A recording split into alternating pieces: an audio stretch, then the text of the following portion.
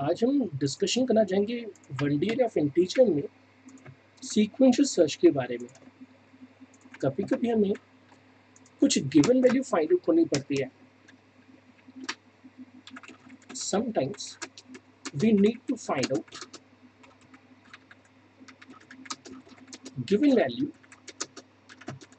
inside an array. In that situation, we need to perform search by traversing each element from start to end till item found or list get exhausted. In case item not found.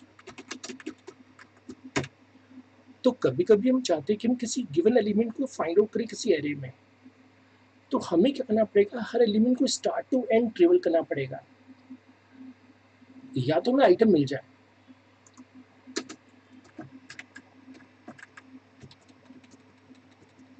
या फिर list exhaust हो जाए, means item नहीं मिला। Performing search one by one from start to end is called linear or sequential search. अब इसका plus point क्या है दोस्तों? इसका प्लस पॉइंट है in perform search on unsorted data. Unsorted means unarranged data. लेकिन माइनस पॉइंट है दोस्तों, ये बहुत ही स्लो है, not suitable when number of elements are large.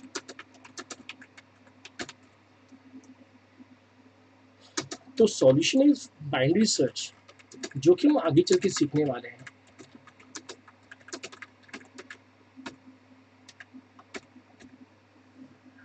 अब हमारे हर एल्गो की कुछ ना कुछ टाइम कॉम्प्लेक्सिटी होती है। टाइम कॉम्प्लेक्सिटी ऑफ सीक्वेंशियल और linear search means amount of time it takes to search an element for various possible inputs.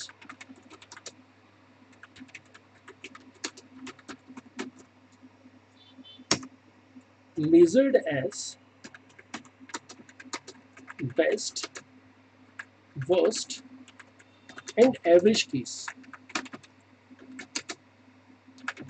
तो टाइम कॉम्प्लेक्सिटी हम तीन तरह से मेजर करते हैं कि बेस्ट केस में कितना समय लगेगा, वर्स्ट केस में कितना समय लगेगा और एवरेज केस में कितना लगेगा। बिग ओ नोटेशन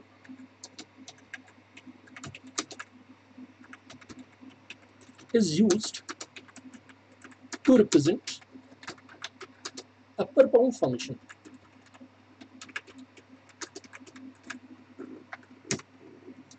हम सभी जानते हैं कि जब हम कॉलेज में स्कूल में एग्जाम दिया करते थे तो मार्क्स की लिमिट होती थी कि लोअर हमें कितने मार्क्स मिल सकते हैं और मैक्सिमम कितने मार्क्स मिल सकते हैं। तो दैट बिकम्स अपर बाउंड। या अभी जैसे हमारी गवर्नमेंट वैक्सीन लगा रही है तो 18 to 44 वाला ग्रुप चल रहा है, तो जो अपर बाउंड है वो क्या है 44, जबकि 18 क्या है दोस्तों लोअर बाउंड। तो एक होता है ओमेगा नोटेशन, ओमेगा रिप्रेजेंट करता है लोअर बाउंड को और बिग ओ हमेशा रिप्रेजेंट करता है अपर बाउंड को। तो हम बात करते हैं बेस्ट केस की। बेस्ट केस में सीक्वेंशियल सर्च करते हैं O1 means item found at first position. अगर मैं किसी फ्रेंड को ढूंढ रहा हूँ और अगर वो मुझे पहली पोजीशन पर मिल जाए तो वो बेस्ट पोजीशन कहलाएगी, बेस्ट केस कहलाएगा।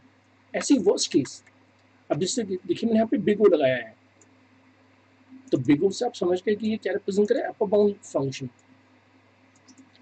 अच्छा वर्स्ट केस की बात करें, हो सकता है कि हमारा वो फ्रेंड सबसे लास्ट में बैठा हुआ हो, means item is at the last position and यहाँ पर रिप्रेजेंट करें नंबर ऑफ आइटम्स को। अब एवरेज किसका फॉर्मूला होता है, big of n by 2, nearly half list या array need to be traverse to find element.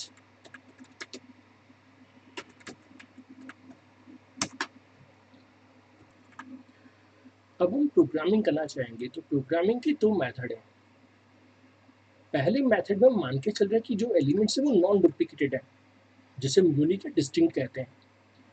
ये टॉपिक आपको डेटा स्ट्रक्चर्स में भी काम आएगा। अब देखिए इसमें मैं टेक्निक क्या अप्लाई करूंगा, सबसे पहले मैं इसमें इनपुट इनटू एरे करवाऊंगा और हम एरे का नाम हमेशा की तरह ए मानेंगे। फिर हम यूजर से कहेंगे आइटम टू सर्च, जिसको हम एक वेरिएबल एक्स में ले लेंगे। अब हम एक लूप चलाएंगे, लूप आई इक्वल टू 0 से लेके जो भी साइज हो उससे कम, और हर बार हर चेक करेंगे if x exactly equal to a of i, check if item x matched with array element. दोस्तों हम हर एलिमेंट से पूछेंगे कि क्या वो एक्स से मैच हो गया, अगर हाँ तो print x found at position आई।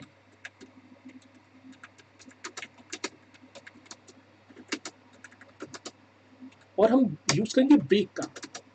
हम सभी जानते हैं कि ब्रेक का काम है टर्मिनेट लूप विदाउट कंप्लीशन। तो वैसे तो हमने लूप को 0 से लेकर साइज -1 तक चलने के लिए कहा है, लेकिन हम सिस्टम से करें कि सिस्टम अगर एलिमेंट मिल जाए तो आप उसका इंडेक्स प्रिंट करके बाहर आ जाएगा।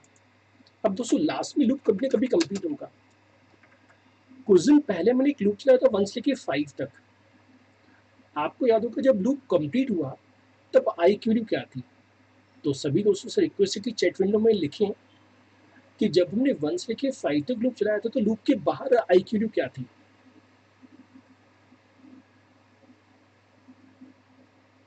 बिल्कुल सही जवाब 6 थी। इसका मतलब दोस्तों हमने लूप चलाया था साइज -1 तक, हमने लूप चलाया था साइज -1 तक। जैसे 5 + 1 6 होता है, वैसे लूप चलेगा size -1 + 1। That means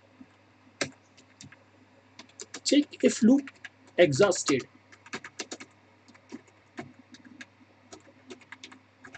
or fully executed। तो जैसे 5 + 1 6 होता है, वैसे size -1 + 1 if i exactly equal to size -1 + 1। अब ये -1 + 1 आपस में कैंसिल हो गए, तो उस केस में कहेंगे print sorry item x not found.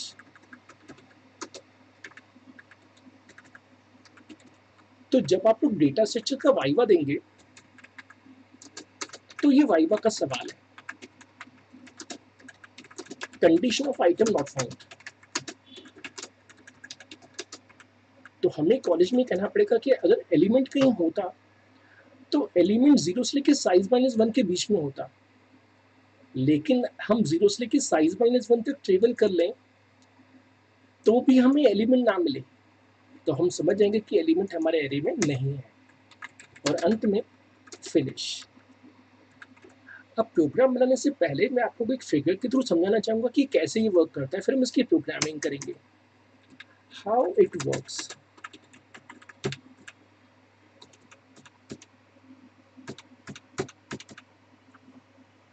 तो छोटे से फिगर से इसे समझा जाए।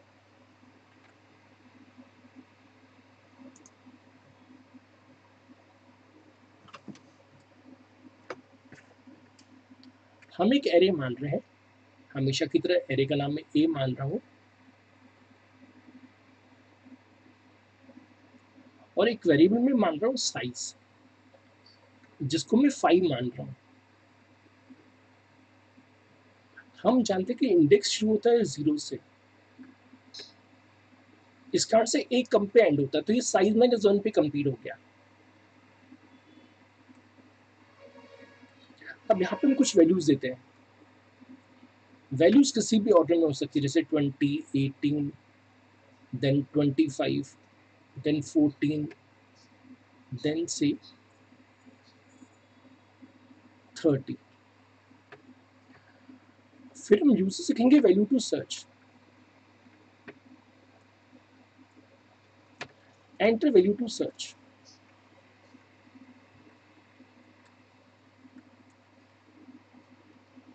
मैं कहूंगा 25। अभी 25 हमने एक्स में स्टोर कर लिया है। जैसा कि हमने सीक्वेंशियल सर्च की डेफिनेशन पढ़ी थी कि हमें लूप चलाना पड़ता है, तो हम एक वेरिएबल आई लेंगे और हर बार ए ऑफ आई निकाल लेंगे और पूछेंगे कि क्या x एग्जैक्टली इक्वल टू ए आई है। अगर कंडीशन ट्रू है तो उसके इसमें प्रिंट हो जाएगा और साथ साथ ब्रेक हो जाएगा। लेकिन अगर कंडीशन फॉल्स है दोस्तों, तो हम आगे सर्चिंग करेंगे।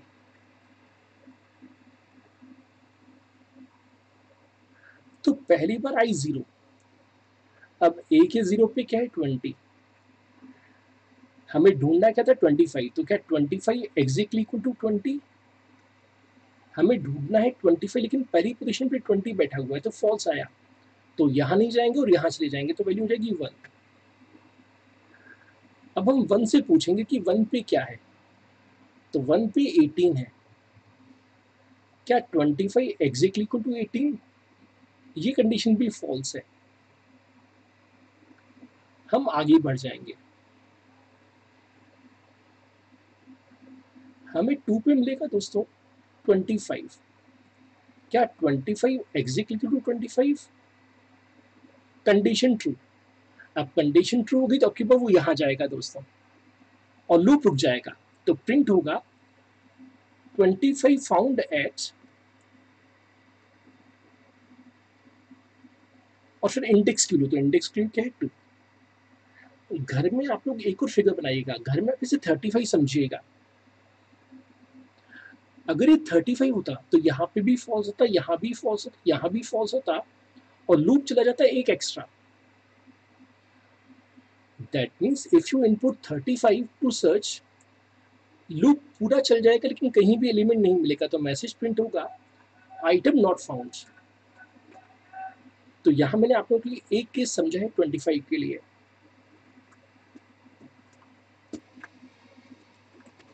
अब एक बार लॉजिक समझ में आ जाए तो प्रोग्रामिंग करना हमेशा आसान होता है।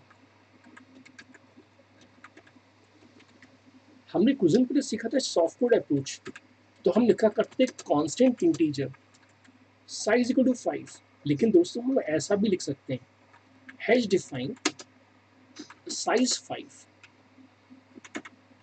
इसे हम कहते हैं मैक्रो या रिप्लेसमेंट फंक्शन। आगे चल के मैं आपको डिटेल में पढ़ाऊंगा कि मैक्रो क्या होता है। अभी हमें बस ये समझना है कि जो काम हम कांस्टेंट साइज से करते थे, वही काम हम हैश डिफाइन साइज से भी कर सकते हैं। अब आपको यहाँ पे ध्यान क्या रखना है, यहाँ सेमीकोलन नहीं आता, यहाँ इक्वल टू नहीं आता, सिंपली लिखते हैं हैश डिफाइन साइज 5। तो आप ऐसा भी लिख सकते हैं और ऐसा भी लिख सकते हैं।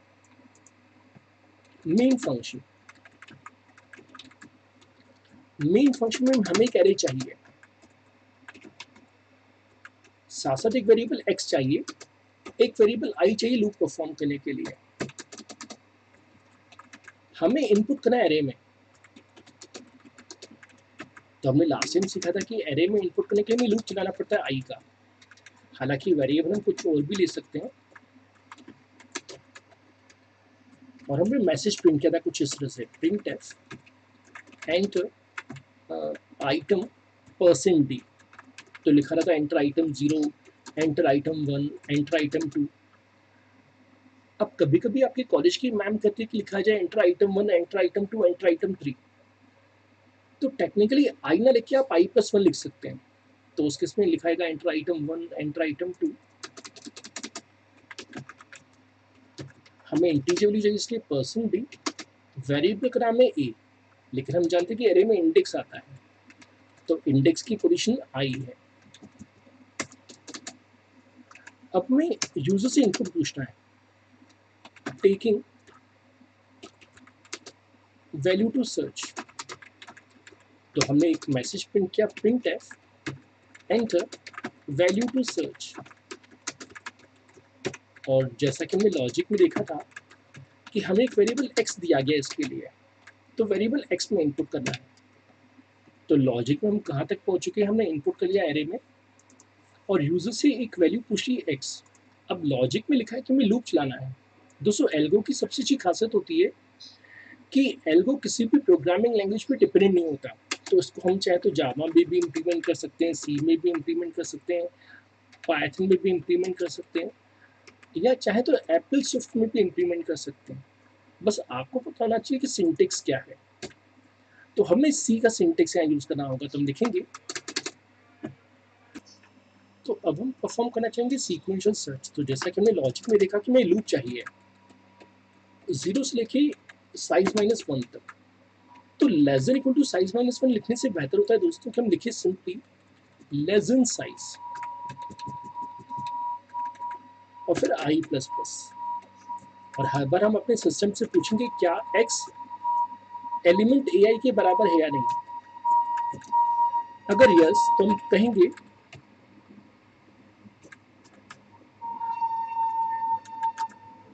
Value %d found at index %d। तो हम ढूंढ रहे थे x जो हमें i लोकेशन पे मिला, और यहाँ पे ब्रेक दोस्तों, टर्मिनेट लूप इमीडिएटली। तो यहीं पे लूप रुक जाएगा। कंपनीज में जब हम काम करेंगे तो हम ऐसा लिखेंगे, इफ का एंड हो गया और ये फॉर लूप का एंड हो गया। अब लास्ट में कंडीशन क्या लगानी है, condition of item not found.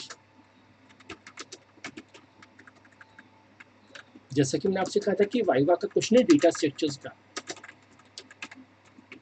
तो हमने पढ़ा था कि कंडीशन क्या है नाम मिलने की, कि i बराबर पहुंच जाएगा साइज -1 + 1। हम ऐसा भी लिख सकते हैं, या सिंपली अगर आप चाहें तो -1 + 1 को कैंसिल कर सकते हैं। तो ये रहा कंडीशन। तो उस केस में हम कहेंगे print F sorry value %d not found, और यहाँ पे प्रिंट हो जाएगा x हमेशा की तरह रिटर्न 0, और ये ब्रैकेट क्लोज हो गया। दोस्तों जब भी हमें कोई सिंगल स्टेटमेंट देना हो तो सिंगल स्टेटमेंट के करीब से जरूरी नहीं होता है, लेकिन यहाँ पे कंसेप्ट है सेमीकोलन का। अगर हम यहाँ पे सेमीकोलन लगा दें तो ये रिप्रेजेंट करेगा एंड ऑफ स्टेटमेंट। उस केस में ये जो लाइन है हमारा सिस्टम उसे इफ का पार्ट नहीं मानेगा, not considered as part of if. लेकिन जब हम यहाँ पे सेमीकोलन नहीं लगाते हैं तो हम सिस्टम को इन्फॉर्म करते हैं कि स्टेटमेंट कंटिन्यूड है अप टू नेक्स्ट सेमीकोलन।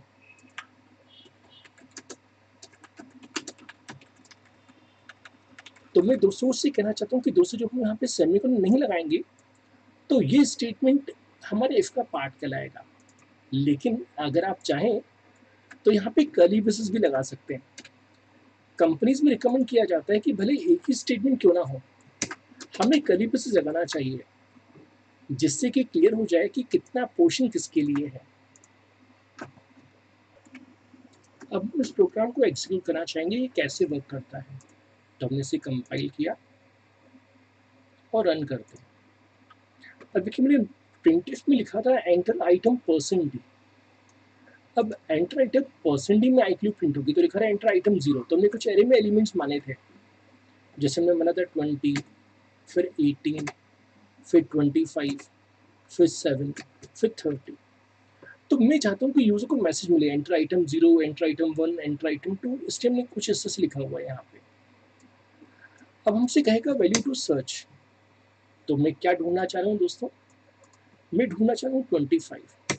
अब सिस्टम ने सर्चिंग परफॉर्म किया, इंडेक्स 2 पे वैल्यू मैच हो गई। अब क्योंकि इंडेक्स 2 पे वैल्यू मैच हो गई तो प्रिंट हो रहा है कि वैल्यू 25 फाउंड एट इंडेक्स 2, और लूप ब्रेक हो गया। अब क्योंकि लूप इंडेक्स 2 पे ब्रेक हुआ है तो 2 इज नॉट इक्वल टू 5, जिस कारण से मैसेज नहीं आया। लेकिन अब इस प्रोग्राम को फिर से आप लोगों के लिए रन करता हूँ, और अब की बार हम कुछ ऐसी इनपुट करेंगे जो अवेलेबल ना हो। तो मैं इनपुट कर रहा हूँ कुछ भी डिफरेंट वैल्यूज, जैसे 20, 18, 4, 15 और से 27। वैल्यू टू सर्च मैंने कहा 35। अब किसी भी इंडेक्स पे 35 नहीं है, तो टेक्निकली लूप कहाँ पहुंच गया 5 पे, यानी साइज -1 + 1 पे। तो सिस्टम कह रहा है सॉरी, वैल्यू 35 नॉट फाउंड। अब दोस्तों मेथड सेकंड आप लोगों को घर में करना है। In case array contains duplicate items। अभी हम मान के चल रहे थे कि array में डुप्लीकेट आइटम्स नहीं है, लेकिन अगर array में डुप्लीकेट आइटम्स है तो आप कैसे सर्च करेंगे। तो लॉजिक क्या रहेगा, सबसे पहले हम इनपुट करवाएंगे array में, जैसा कि हमने पहले प्रोग्राम में किया। जैसे हमने यहाँ पे इनपुट किया वैसे ही इनपुट करेंगे, ऐसे स्टेट 2 भी वही रहेगी। इनपुट x यानी वैल्यू टू सर्च, लूप भी चलाएंगे लेकिन पहले में काउंटर लेंगे। Initialize a counter to count how many times x found. हम क्या करेंगे, काउंट रखेंगे 0, पूछेंगे कंप्यूटर से कि कितनी बार हमें x मिला। अब हमें लूप चलाना होगा, perform loop for sequential search. तो हम एक लूप चलाएंगे 0 से लेके दोस्तों साइज -1 तक। जैसा हमने ऊपर कंडीशन दी थी सेम वैसी कंडीशन आएगी। हम सिस्टम से पूछेंगे सिस्टम क्या x बराबर ai है या नहीं। अगर हाँ तो print x found at index i। लेकिन अब की बार हम ब्रेक नहीं करेंगे दोस्तों, ब्रेक की जगह करेंगे count plus plus instead of break to count values. भाई सिंपल सी बात है कि x एक बार भी हो सकता है, 2 बार भी हो सकता है, 3 बार भी हो सकता है, तो ब्रेक करने का एडवांटेज नहीं है, हम काउंटिंग करेंगे। अच्छा जब लूप खत्म हो जाएगा, eight the end of loop, जैसा आप देख सकते हैं यहाँ पे भी एंड ऑफ लूप में कंडीशन थी कि एलिमेंट नहीं मिला, तो हम जानते हैं कि हमने काउंटर 0 रखा था। अगर एलिमेंट अवेलेबल होगा तो काउंटर ग्रेटर देन 1 होगा। At the end of loop check value of count. तो अगर काउंटर 0 है दोस्तों, ऐसा तभी हो सकता है जब आइटम x अवेलेबल ना हो, तो प्रिंट होगा sorry item x not found. उसके पीछे कारण क्या है दोस्तों कि अगर एलिमेंट मिल गया होता तो काउंटर प्लस प्लस हो जाता, और हम सभी जानते हैं कि काउंटर प्लस प्लस का मतलब है count equal to count plus 1। तो 0 वो तभी हो सकता है जब एलिमेंट अवेलेबल ना हो, लेकिन बाय चांस अगर काउंट 0 नहीं है तो हम प्रिंट करेंगे x found count number of times. जैसे 2 बार मिला के, 3 बार मिला के, 4 बार मिला, और फिनिश। तो हमारे इस नए कंसेप्ट में बस ये 2 चेंजेस हुई, एक तो हमने काउंटर इनिशियलाइज कर दिया, और जहाँ पे हम ब्रेक करते तो वहाँ पे काउंटर को प्लस कर दिया। लास्ट में चेक कर लिया कि काउंटर 0 है या नहीं।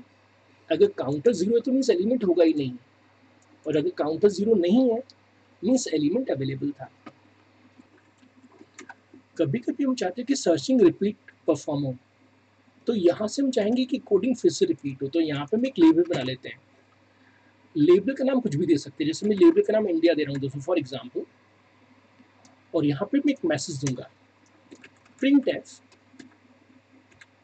प्रेस 99 या कोई भी नंबर टू सर्च अगेन। और यहाँ पे हम स्कैन एफ में कोई भी वेरिएबल में इनपुट ले लेते हैं, जैसे एक्स में इनपुट लेते हैं, और एक कंडीशन दे देते हैं कि क्या एक्स बराबर 99 है, अगर हाँ तो गो टू इंडिया। तो होगा क्या कि जब जब आप 99 प्रेस करेंगे तब तक वो इंडिया में चला जाएगा, जैसे कि बाबा सर्चिंग परफॉर्म होगी। इसे कंपाइल कर लेते हैं और रन कर लेते हैं। हमसे वैल्यू पूछी जा रही है तो हमने कुछ भी रैंडम वैल्यू से दी।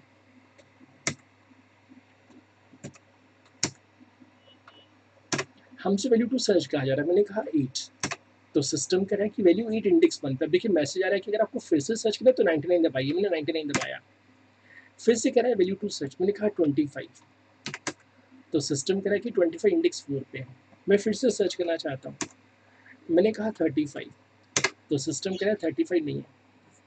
अब मैं कुछ और नंबर प्रेस कर देता हूँ 0, तो मैं बाहर आ जाऊँगा, क्योंकि कंटिन्यू करने के लिए 99 है, बाहर निकलने के लिए कोई भी और नंबर प्रेस किया जा सकता है। तो लास्ट टाइम ने फाइंड किया था स्ट्रिंग की लेंथ यूजिंग व्हाइल लूप। अगर हम चाहे तो उस प्रोग्राम को एक बार देख भी सकते हैं कि लास्ट टाइम हमने कैसे लेंथ फाइंड की थी। तो हमने एक वेरिएबल रखा था मैक्स 10, इसको मैं कॉपी कर लेता हूँ,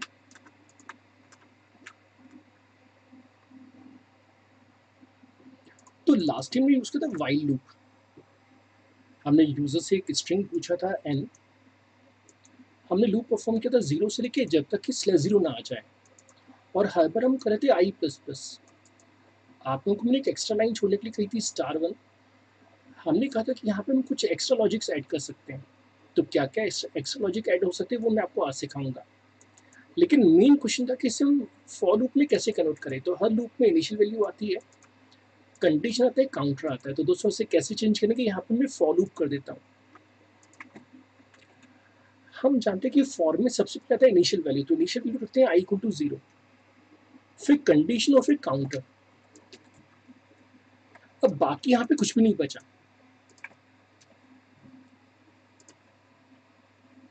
यहाँ पे कुछ भी नहीं बचा।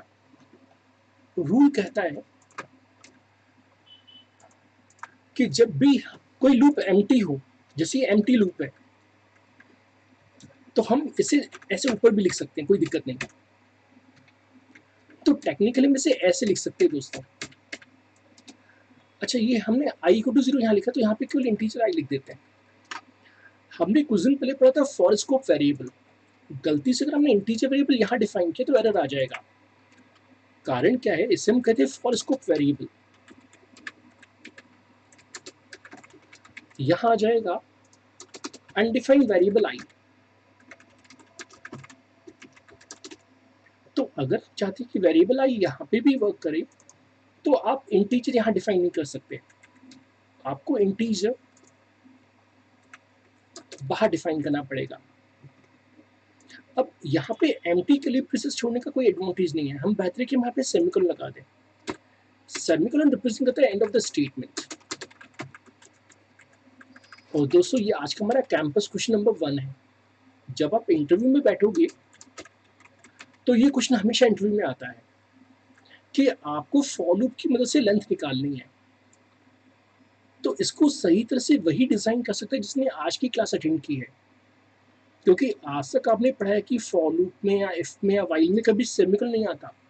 लेकिन यहाँ मैं सिखाना चाहता हूँ कि इफ में, वाइल में, स्विच में, हर स्टेटमेंट में सेमीकोलन आ सकता है अगर हमें फर्दर कोई ऑपरेशन ना परफॉर्म करना हो।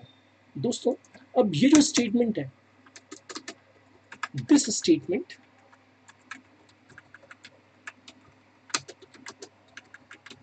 is not considered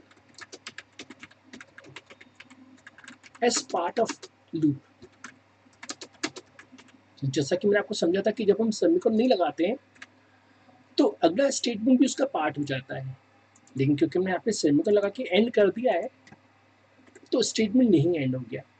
अब क्योंकि हमने सॉल्यूशन देख लिया तो उसको ट्राई करते हैं। इसको हमने कॉपी किया और यहाँ पे हमने एक एम्प्टी फाइल बना के पेस्ट कर दिया और इसे सेव कर लेते हैं।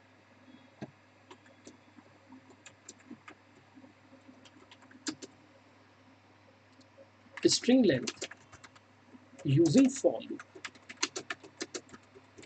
Dot cpp। अब इसे कंपाइल कर लेते हैं और रन करते हैं। मुझसे पूछा जा रहा है इंटर स्ट्रिंग, तो हमने कहा जैसे फॉर एग्जांपल इंडिया, तो सिस्टम कह रहा है कि इंडिया की जो लेंथ है वो 5 है। फिर से ट्राई करते हैं। हमने कहा भारत, तो सिस्टम कह रहा है कि भारत की लेंथ 6 है, यानी हमारा प्रोग्राम बिल्कुल सही वर्क कर रहा है। अब दोस्तों इसी छोटे से प्रोग्राम में कई प्रोग्राम पॉसिबल हैं, तो इस छोटी सी लाइन का मैं नाम माना हूँ star1, यानी बाकी पूरा प्रोग्राम सेम रहेगा, हमें यहाँ चेंज करना होगा। अभी मैंने यहाँ पे स्टेटमेंट का एंड किया है, लेकिन जब हम एडिशनल लॉजिक लगाएंगे तो यहाँ सेमीकोलन नहीं आएगा, यहाँ कर्ली ब्रेसेस आएगा, यानी हम कुछ लॉजिक लिखेंगे। तो पहला प्रोग्राम मैं आपको सिखाना चाहता हूँ converting given string to upper case. तो आपको याद होगा कुछ दिन पहले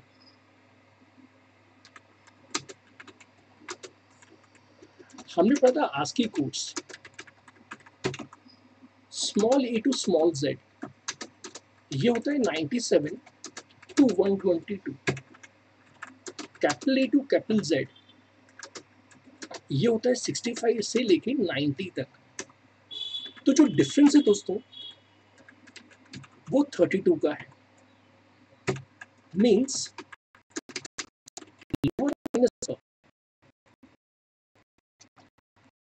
इक्वल टू 32। तो यहाँ दो फॉर्मूले बन सकते हैं। पहला फॉर्मूला बन सकता है अपर इक्वल टू, अपर को आप राइट हैंड साइड ले जाइए और 32 को लेफ्ट हैंड साइड ले आइए, तो हो जाएगा लोअर माइनस 32, यानी 97 में से 32 घटा दिया जाए तो 65 बन जाएगा।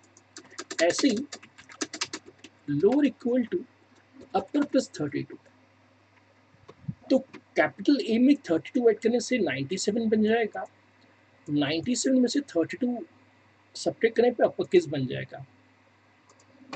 तो बस हमें करना क्या है, changes in place of asterisk 1। हम कंप्यूटर से कहेंगे कंप्यूटर आपको ये लूप चलाना है, तो कंप्यूटर ये लूप चलाएगा और हम लगाएंगे कर्ली ब्रेसेस, और सिस्टम से कहेंगे सिस्टम चेक करो कि एन कहीं छोटा लेटर तो नहीं है। हम सिस्टम से कहें कि अगर वो स्मॉल केस लेटर है तो उसमें माइनस हो जाए, कितना माइनस हो जाए, 32।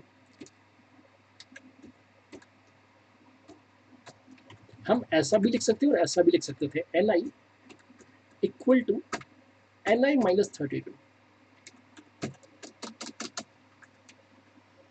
तो आपने देखा कि ओरिजिनल प्रोग्राम हमने आज जो बनाया था उसमें से सेमीकोलन हमने हटा दिया और कर्ली ब्रेसेस लगा दिए, और सिस्टम से कहा सिस्टम जब जब वो लोअर केस लेटर हो, if it is lower case then convert to upper case.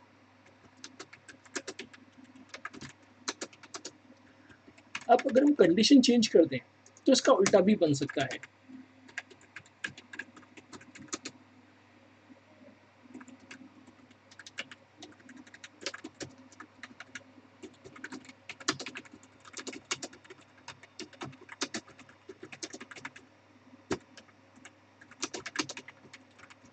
तो अगर आप यहाँ पे कंडीशन चेंज कर दें, यहाँ पे लिख दें कैपिटल ए, यहाँ लिख दें कैपिटल जेड और यहाँ लिख दें प्लस 32, तो हमारा जो प्रोग्राम बन जाएगा वो बन जाएगा लोअर केस का। तो मैं उम्मीद करता हूँ कि घर में हमारे दोस्त से लोअर केस में भी कन्वर्ट कर सकते हैं। अच्छा, जहाँ ए लिखा है दोस्तों, यहाँ हम उसकी आस्क वैल्यू 97 भी लिख सकते थे। ऐसे जहाँ जेड लिखा है वहाँ पे हम 122 भी लिख सकते थे। तो आपसे रिक्वेस्ट है कि आप एरो लगा के लिख दीजिएगा कि जहाँ जेड लिखा है वहाँ पे हम 122 भी लिख सकते थे, और जहाँ पे ए लिखा है वहाँ पे हम 97 भी लिख सकते थे, जो उनकी आस्क की वैल्यू है। लेकिन जरूरी नहीं कि हर व्यक्ति को आस्क की वैल्यू पता हो, इस कारण से बेहतर है कि हम सिंगल कोट्स में कैरेक्टर दें। हमसे कोई पूछे तो हम बताएं कि हाँ ऐसा भी कर सकते थे, क्योंकि इंटेल जेड किलो 122 है और ए किलो 97 है। अब इस प्रोग्राम को मैं रन करना चाहूँगा आप लोगों के लिए, तो इसी प्रोग्राम को हम सेव एज कर लेते हैं और इसका हम नाम देते हैं स्ट्रिंग लोअर या string upper without strupr।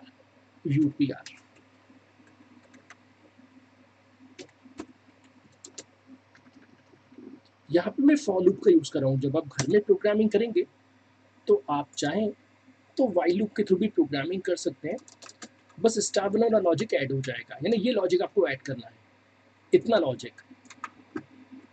So it is possible to make this program using while loop also. इसे कंपाइल कर लेते हैं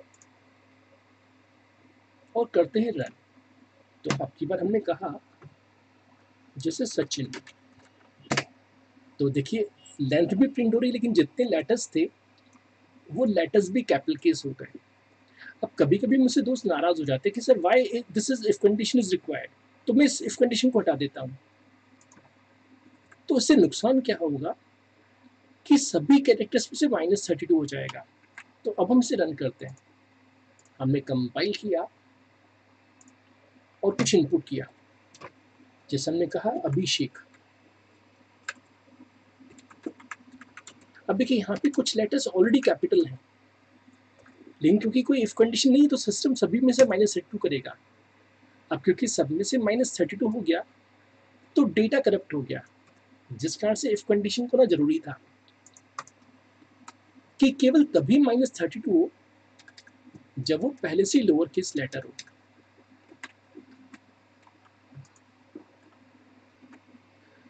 दोस्तों आज हमने जो ओरिजिनल प्रोग्राम बनाया, इसमें कई प्रोग्राम बन सकते हैं। तो जैसे मैं इसका नाम अगर चाहूँ तो *0 दे सकता हूँ, और हम चाहें तो लूप के बाहर वाले नाम को *2 नाम दे सकते हैं। तो अब हम एक प्रोग्राम बनाना चाहेंगे जिसमें हम काउंट करना चाहेंगे कितने वॉवल्स कितने कॉन्सोनेंट्स हैं। तो बिफोर फॉर लूप हमें कुछ वेरिएबल चाहिए होंगे, जैसे कि अभी मैं इंटीजर आई डिफाइन किया था, तो वैसे आप एक वेरिएबल डिफाइन कर लीजिए वी, यानी वॉवल्स जैसे 0 कर दीजिए और कॉन्सोनेंट जैसे 0 कर दीजिए। अच्छा अब लूप में क्या करेंगे, हम लूप कुछ ऐसा बनाएंगे, फॉर आई इक्वल टू 0 से लेके n i not equal to /0। हम सिस्टम से करेंगे सिस्टम आप तब तक ट्रेवल करें जब तक कि /0 ना आ जाए। जैसा हमने यहाँ पे इफ कंडीशन दी थी दोस्तों, वैसे यहाँ पे भी इफ कंडीशन आएगी। तो हम जानते हैं कि वॉवल्स में क्या क्या आते हैं। हम सिस्टम से कहेंगे कि सिस्टम आप चेक कीजिए कि कैरेक्टर क्या है। इसे और ऑपरेटर कहते हैं। हम सिस्टम से कह रहे हैं कि सिस्टम क्या यूजर ने जो इनपुट किया उसमें पहला अक्षर ए है या फिर ई है या आई है या ओ या यू। ऐसी अपर केस लेटर्स भी देने होंगे।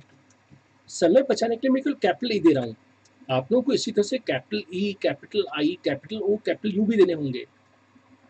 तो उस केस में हम चाहेंगे कि वॉवल्स में प्लस प्लस हो जाए, नहीं तो फिर हम सिस्टम से कहेंगे कि कॉन्सोनेंट्स में प्लस प्लस हो जाए, और ये लूप खत्म हो गया। अच्छा आफ्टर एंड ऑफ लूप,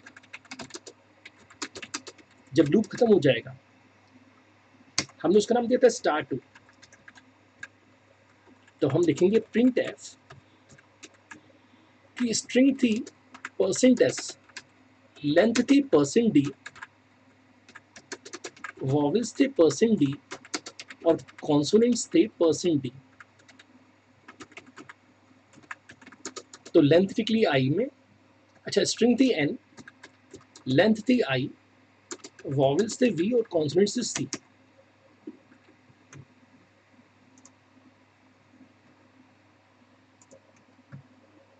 तो इसे हम और ऑपरेटर कहते हैं दोस्तों, हमने पहले भी इसे पढ़ा हुआ है, जिसका मतलब होता है एटलीस्ट वन कंडीशन ट्रू। कोई भी एक कंडीशन में से ट्रू हो जाए तो काम चल जाएगा। तो जब जब इनमें से कंडीशन ट्रू होगी तो वॉवेल में प्लस प्लस होगा। अगर कंडीशन में से कुछ भी मैच नहीं हुआ तो कॉन्सोनेंट में प्लस प्लस होगा।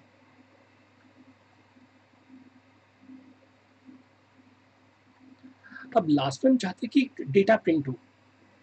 जितना डेटा हम प्रिंट करना चाहते हैं उनमें मार्किंग हमने की हुई है। तो पहले स्ट्रिंग प्रिंट होगी, तो स्ट्रिंग के लिए %s, फिर लेंथ प्रिंट होगी तो लेंथ आई में है, फिर कितने वॉवेल से वो प्रिंट होंगे और फिर कितने कॉन्सोनेंट्स हैं ये भी प्रिंट हो जाएंगे। अब इस प्रोग्राम को हम रन करके देखना चाहेंगे कि कैसा रिजल्ट मिलता है। तो इसी ओरिजिनल प्रोग्राम को हम सेव एज कर लेते हैं, स्ट्रिंग में वॉवेल कॉन्सोनेंट्स।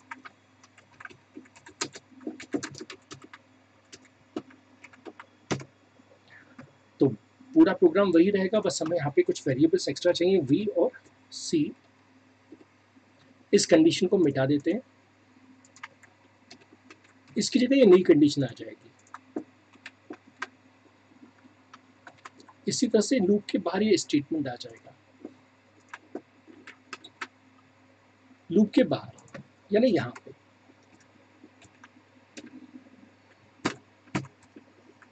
अब इस प्रोग्राम को हमें कंपाइल करना होगा।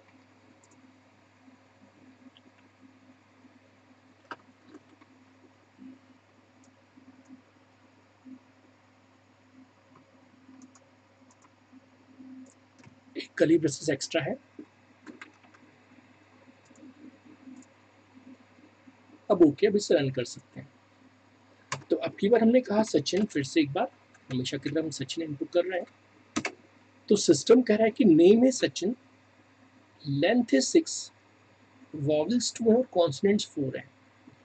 अगर आप अपर केस लेटर्स भी इनपुट करते हैं तो आपको अपर केस लेटर की कंडीशन भी स्पेसिफाई करनी पड़ेगी।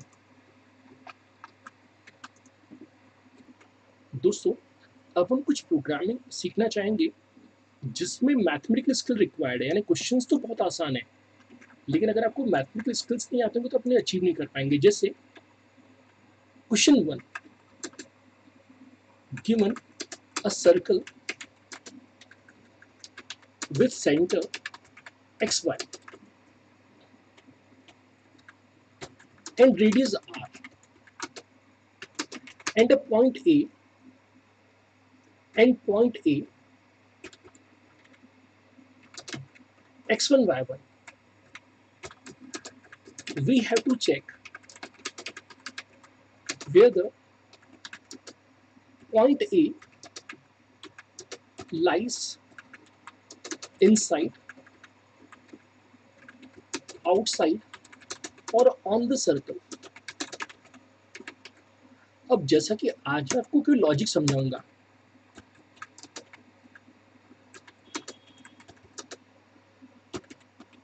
विदाउट फॉर्मूला, क्योंकि मैं चाहता हूं कि फॉर्मूला आप लोग अप्लाई करें।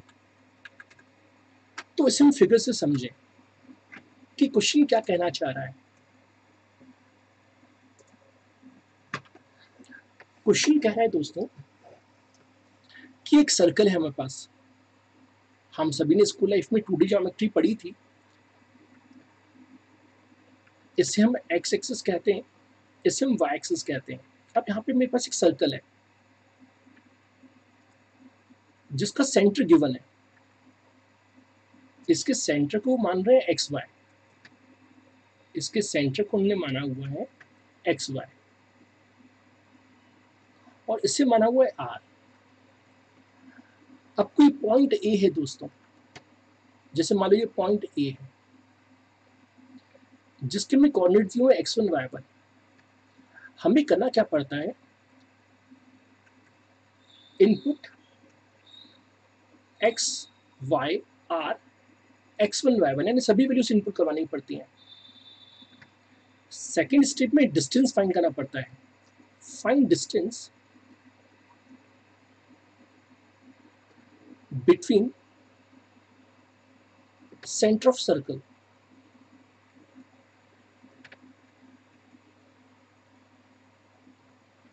And point A.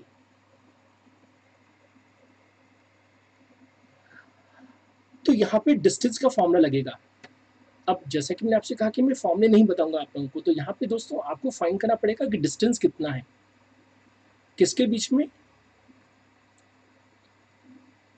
सेंटर और इस लाइन के बीच में। अब तो फिगर से समझ में आ गया कि एक बार हमें डिस्टेंस मिल गया तो हमें इफ कंडीशन लगानी पड़ेगी।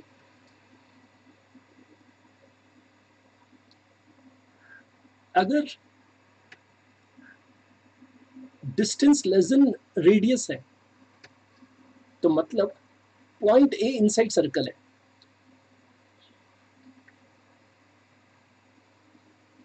दोस्तों अगर डी एग्जैक्टली टू आर है तो ऑन द सर्कल, हालांकि उसे सर्कमफ्रेंस कहा जाता है, तो अगर रेडियस और डिस्टेंस सेम है तो हमारी पॉइंट ए सर्कमफ्रेंस पे है। और अंतिम दोस्तों अगर डी ग्रेटर देन 0 है तो हमारी जो पॉइंट ए है वो आउटसाइड द सर्कल है। तो ऐसे टीचर ने आपको पूरा लॉजिक समझा दिया है, बस क्या नहीं समझाया दोस्तों को, फॉर्मूला। तो मैं अपने दोस्तों से उम्मीद करता हूँ कि दे नो कि what is the formula to find out distance between 2 points. तो डिस्टेंस बिटवीन 2 पॉइंट्स का अगर आपको फॉर्मूला आता है तो you can calculate D. Hint दे रहा हूँ दोस्तों कि यहाँ पे स्क्वायर रूट भी यूज होगा और पावर भी यूज होगा, जिसके लिए हमें हेडर फाइल चाहिए होती है mat.h।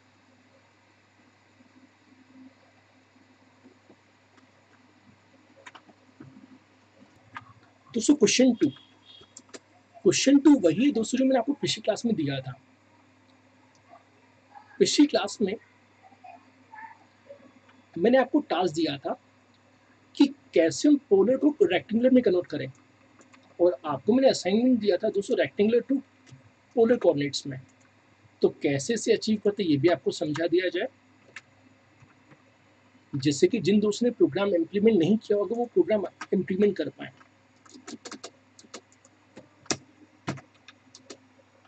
Converting rectangular coordinates into polar coordinates, reverse of 15th man. तो मैं लॉजिक समझा देता हूँ, प्रोग्रामिंग आप लोगों को घर में इंप्लीमेंट करनी होगी। अच्छा, इंटरव्यू में गिवन रहेगा, दिस इज गिवन कि भाई x equal to r cos theta और y equal to r sine theta होता है, और हमें फाइंड आउट क्या करना है, हमें फाइंड आउट करना है r एंड थीटा। तो कैसे से अचीव करते वो भी आप लोगों को समझा दिया जाए। तो अगेन हम खुद के मैथमेटिक्स की क्लास में आ चुके हैं दोस्तों, क्योंकि इन सभी क्वेश्चन के मैथमेटिकल स्किल्स यूज हो रहे हैं। तो मैंने क्या किया दोस्तों, दोनों इक्वेशंस को आपस में ऐड कर दिया और स्क्वायर कर दिया, यानी r square cos square theta plus r square sine square theta equal to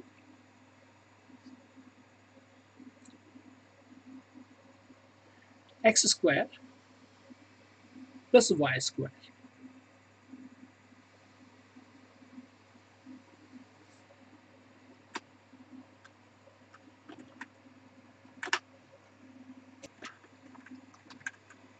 तो ये हो गया x square plus y square. अब दोस्तों हम आर स्क्वायर को कॉमन ले लेते हैं, r square cos square theta plus cos square theta is equal to x square plus y square. हम सभी जानते हैं कि cos square theta plus sine square theta, यहाँ पे साइन स्क्वायर थीटा होना चाहिए था,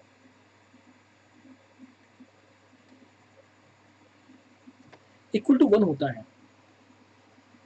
तो ये हो जाएगा r square equal to x square plus y square.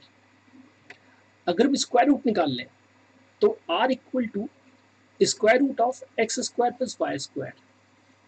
अब दोस्तों गिवन क्या है, गिवन है एक्स और वाई। आप सभी को मैंने स्क्वायर रूट फंक्शन सिखाया हुआ है, तो बस एसक्यूआरटी फंक्शन लगा के और पीओडब्ल्यू फंक्शन लगा के आप लोग इससे निकाल सकते थे, जैसे हम निकाला करते थे हाइपोटेन्यूज, क्योंकि यही फॉर्मूला हाइपोटेन्यूज क्या हुआ करता था। अच्छा, अब हम जानते हैं दोस्तों टेन थीटा का फॉर्मूला। यहां हम लिख देते हैं y जो है r sine theta upon x जो है r cos थीटा। अब दोनों आपस में कैंसिल हो जाएंगे। अब क्योंकि दोनों आपस में कैंसिल हो गए तो मतलब हुआ कि y upon x is equal to tan theta. अब 12th क्लास में भी पढ़ते इनवर्स ट्रिग्नोमेट्रिक फंक्शन, इसको हम यहां लेके जाते हैं। तो therefore tan inverse y by x equal to q, यानी दोस्तों क्यू निकालने के लिए हमें टेन इनवर्स चाहिए। तो जिस दिन मैं आपको मैथड पढ़ा रहा था, अगर आप अपनी कॉपी को रिवाइज करोगे तो मैंने एक फंक्शन लिखा था ए टेन, जिसे हमने कहा था आर्क टेंजेंट। तो जब भी हमें सी लैंग्वेज में या जावा में या पाइथन में किसी भी लैंग्वेज में इनवर्स निकालना हो तो उसके लिए फंक्शन होता है ए टेन। तो हमारा फॉर्मूला जो है q equal to a tan y by x. तो टेक्निकली क्वेश्चन बहुत आसान था, आपको एक फॉर्मूला ये अप्लाई करना है और एक ये फॉर्मूला अप्लाई करना है, तो हमें आर भी मिल जाएगा और क्यू भी मिल जाएगा। So you do not have to perform all these operations. This is only the explanation.